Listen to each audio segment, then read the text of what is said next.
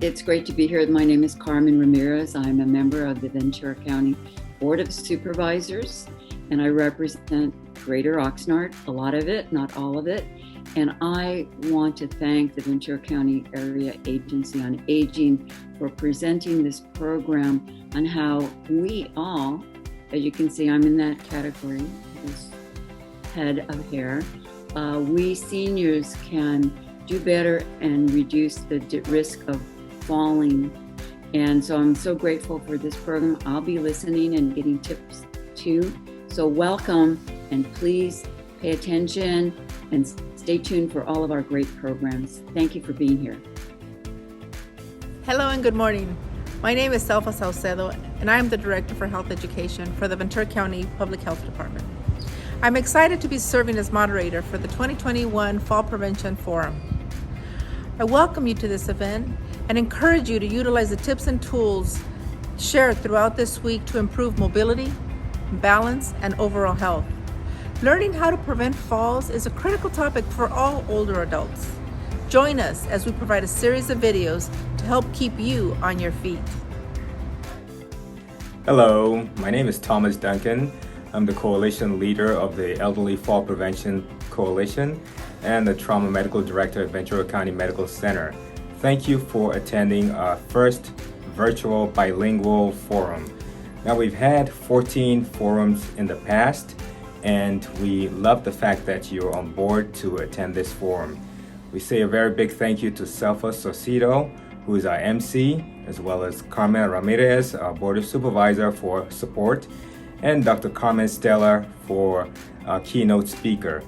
Throughout the week, you will get snippets of video clips on our coalition and how to remain safe, all the way up to learning tips about cooking. Now, throughout the week, you'll have these tips given to you, but on the last day, you'll have the opportunity to ask questions of our multidisciplinary panel, and this happens on Friday, April 30th at noon. So we thank you for attending and hope you have a good time. Thank you for attending our virtual fall prevention program. My name is Thomas Duncan. I'm the Trauma Medical Director at Ventura County Medical Center. The topic of discussion today is the renewed hope, preventing falls in the COVID-19 era. I have no disclosures, but the only disclosure I have is I wish that everyone will stay upright and not fall, and I'm also sick and tired of the COVID-19 virus. Well, the purpose of our forum today is to prevent falls as number one, because we care about you, we care about the community, and we want to keep you upright and safe. We've had these forums throughout the entirety of Ventura County, from Ventura to Oxnard to Simi Valley, Thousand Oaks, Camarillo, and Santa Paula. I usually start out my talks by speaking about a personal issue. My dad, Joseph Duncan, took a fall when he was 80, and throughout the course of his injuries, he became dependent on a feeding tube and had the fear of walking. As a result, his feet got frozen in one position and he couldn't walk. As such, he spiraled and ultimately he died from it. He died last year on July 5th.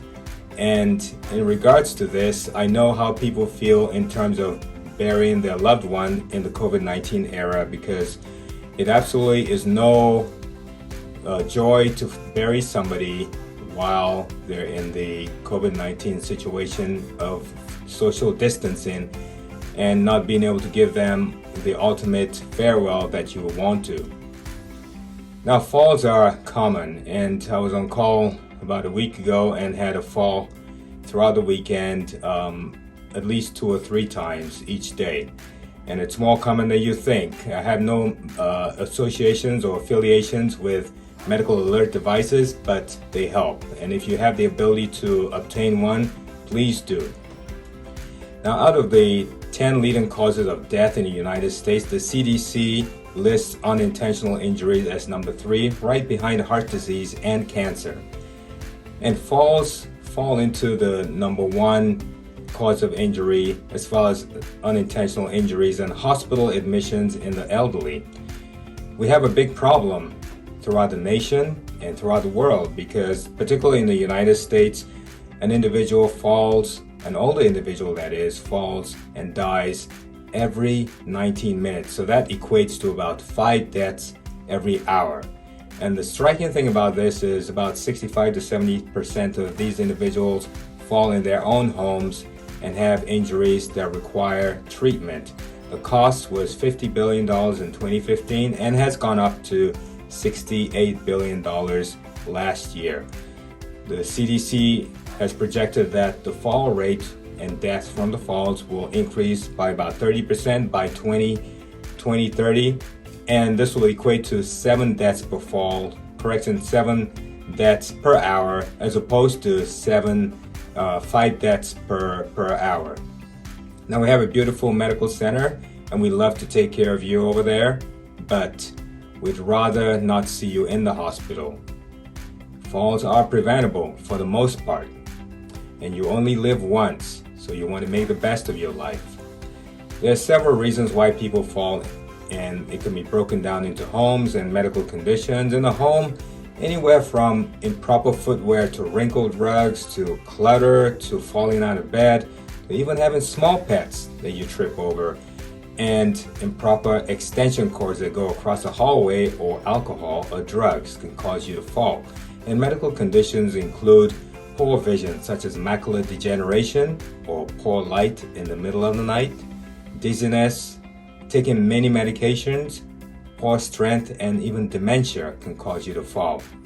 These are some of the examples of rugs that can be hazards, such as those wrinkled and turned up in the corners, or even soap on the floor when you're in the shower, and sidewalks that are buckled by trees.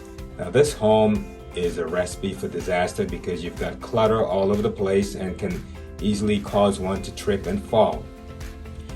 Consequences of falls are terrible, especially if one cannot get up to walk around and they're laying in bed and they have a bed sore that ultimately becomes infected, and they become what we call septic, or it goes into the bloodstream, and the individual becomes isolated from their normal people they see on a daily basis. It changes the quality of their life and ultimately can lead to depression and death. When you see your doctor, it's a good idea to talk about falls if you've had one, if you've almost had one, if you felt dizzy, or you can ask for a vision check, ask to have to see an optometrist, or check to determine if your home needs to be modified in regards to grab bars and other things that could prevent you from falling. Now, this clip shows a brief video of an individual in a special device that can wash you just like in a car wash. I have no affiliations with this device, but as you can see, it can prevent you from falling if you have the ability to afford it, because you don't necessarily have to lean over or walk too far to take a shower. The reason why we put together a coalition is because we all care about you. We care about what individuals do when they're out and about, especially keeping them upright. So we formed a coalition between the emergency medical services, the hospitals, and some public and private agencies. And here's a snapshot of all of the organizations involved, and there may be a few missing, but for the most part, these are the organizations involved.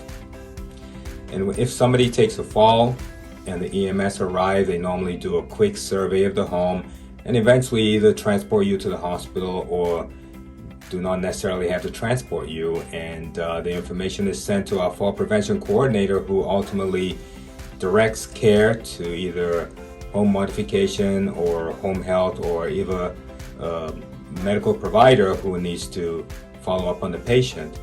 And the EMS or paramedics will leave some literature in the field for you so you can learn how to keep your home safe. We have evidence-based classes given at the Ventura County Area Agency on Aging. They range from Tai Chi to stepping on to walk with ease and matter of balance. And some of these classes are held either virtually or outside in the environment where COVID-19 transmission is minimal. If individuals partake in our fall prevention classes after they've fallen in the past, the rate of falling is 5%, whereas if an individual falls and does not participate, the rate has been shown to be about 22%. Exercise has been shown to be a good thing for those 65 and over in terms of preventing them from falling and creating more strength and balance. How do you stay active during the COVID-19 pandemic? Well, number one, you need to wear a mask and then be vaccinated and practice social distancing. Either 3 to 6 feet of social distancing is what's recommended by the CDC. You want to get up and move more and sit less and partake in these evidence-based classes so your strength can be increased. Here are pictures of me getting my vaccine, and as you can see, it was pretty painless. We want to keep you up and about and as active as possible, dancing and doing all the fun things that you love to do as you get older in your retirement.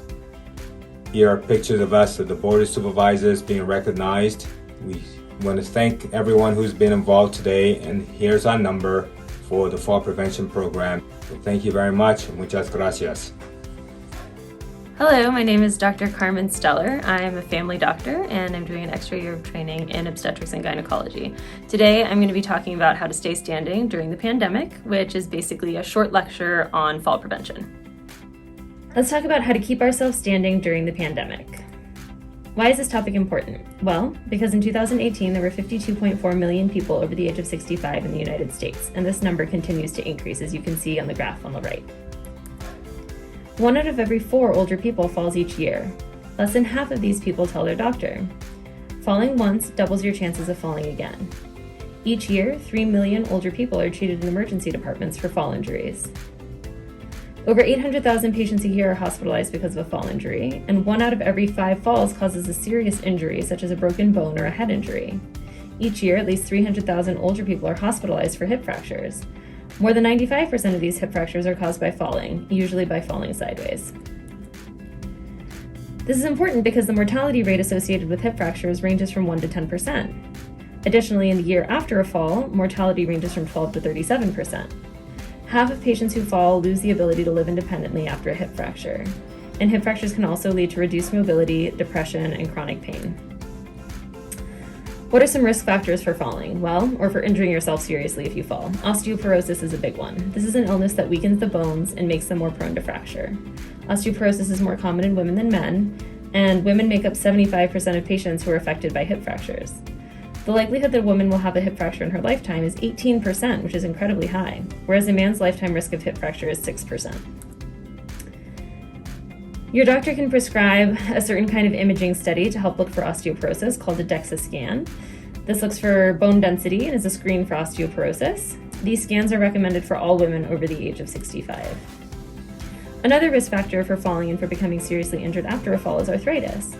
50% of people over the age of 65 have this condition, and the risk of falling or sustaining a major injury after a fall is higher in people with arthritis compared to those without. Field workers are a population who are more likely to have arthritis when compared to the general population. Falls are also expensive. In 2015, the total medical cost for falls totaled more than $50 billion. Medicare and Medicaid shoulder 75% of the total cost, but that still means that a significant number of these costs come out of pocket. Additionally, this cost does not take into account the impact of decreased quality of life, time off work, or disability.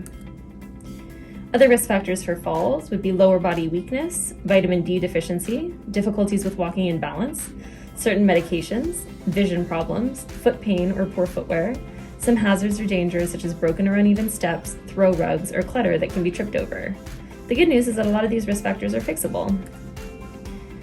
This is a nice questionnaire that's designed to figure out whether or not you're at risk for falling. If you ask yourself these questions and your total score is 4 or greater, you're at risk for falling. So what are some things that we can do to try and prevent falls? Well, you can talk with your doctor. You can ask your doctor to review your medication list. You can get an eye exam every year. And you can try and address some of the hazards in your home, because almost half of falls occur in the home. So get rid of things that you can trip over, add grab bars inside and outside your tub or shower and next to the toilet, put railings on both sides of stairs, and make sure your home has lots of light by adding more or brighter light bulbs. Additionally, exercise is incredibly helpful. It improves equilibrium, strength, and control of extremities. During the pandemic, one of the unfortunate side effects is that a lot of people have been spending too much time inside and not getting around and walking or doing their regular exercise. Exercise can reduce the risk of falling between 12 and 37%. For maximum effectiveness, an exercise program should focus on balance, become progressively more difficult, and last more than 50 hours. Tai Chi is one good example of this type of exercise, but chair yoga, walking, all of these things are really, really helpful. And these are things that we can also do, despite the pandemic, inside our house, in our yards, around our neighborhoods. One of the nice things about the pandemic actually has been that there's been this proliferation of sort of electronic-based exercise. So you can go on YouTube, you can look up some Tai Chi, you can look up chair yoga, and this is something that should be fairly accessible to most of us inside our homes. In summary, falls are very common, the costs to your health and to your wallet are high, and falls are also preventable. So it's important for you to talk with your doctor to figure out how you can prevent falls. These photos are of my grandparents. They're adorable. They're 88 and 92 years old. My grandma has actually fallen a couple of times now, so this topic is near and dear to my heart because trying to prevent her from becoming seriously injured after a fall is one of my family's big priorities. Thank you for listening, and I wish you all a very safe and healthy remainder of 2021, and I encourage you all to get out there and start working on some Tai Chi, or at the very least, make sure that you're taking your daily walks. Have a great day.